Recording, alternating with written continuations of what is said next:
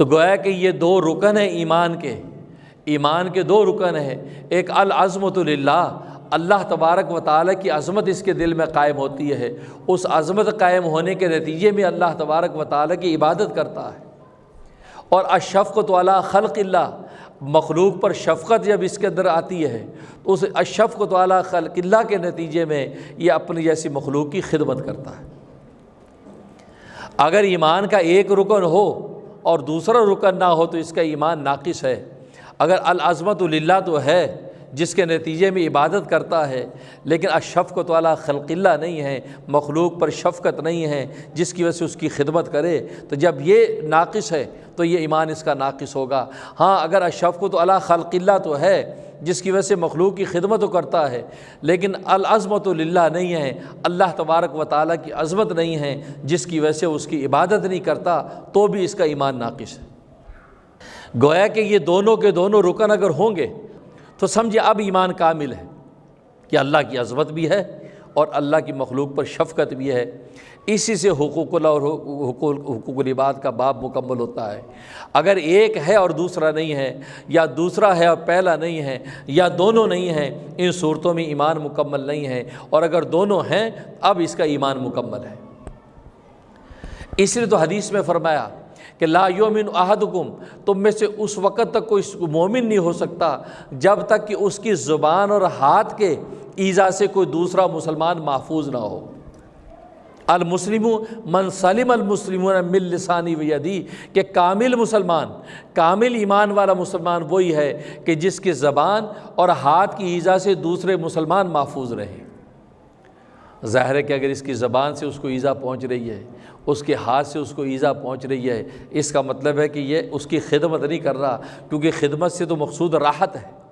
اور اس کے وجود سے اس کو راحت نہیں پہنچ رہی، اس کے زبان کے کلام سے اس کا کلیجہ کٹ رہا ہے، اس کے ہاتھ کے تصرف سے اس کو تکلیف پہنچ رہی ہے، اس کا مطلب یہ کہ اس کا ایمان کامل نہیں، کیونکہ ظاہر ہے کہ اس کے پاس خدمت خلق نہیں ہے۔ لہذا عبادت الہی اور خدمت خلق یہ دونوں جب جز ہوتے ہیں تو اب اس مومن کا ایمان مکمل ہوتا ہے۔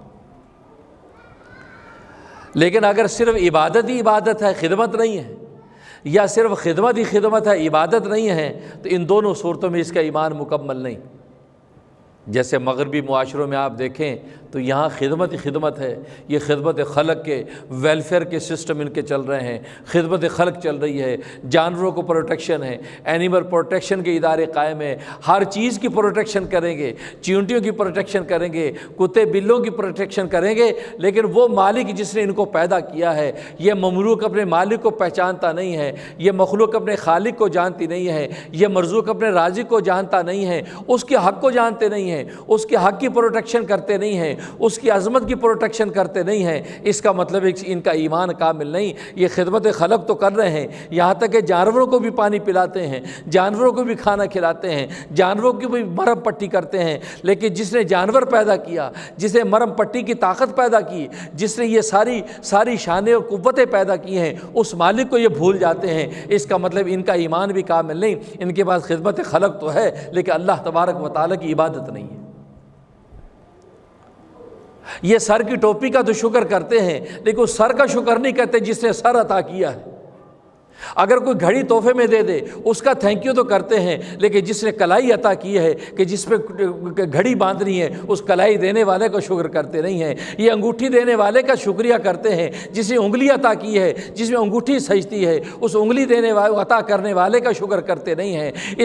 اس کان کا بندہ اگر ہدیہ ملتا ہے تو یہ تھینک یو کرتا ہے، لیکن جس نے کان عطا کیے ہیں، جس میں بندے سجتے ہیں، اس کان کے عطا کرنے والے کا شکر نہیں کرتے۔ تو گویا کہ یہ سر کی ٹوپی کے تو شکر گزار ہیں، سر کے تاج کی تو عظمت کو سمجھتے ہیں، جس سے سر عطا کیا ہے، جس میں تاج سجتے ہیں اس سر کا شکر گزار نہیں۔ اس کا مطلب ہے کہ اس کا ایمان کامل نہیں ہے، یہ مملوک اپنے مالک کو جانتا نہیں ہے، یہ مرزوق اپنے رازق سے غافل ہے۔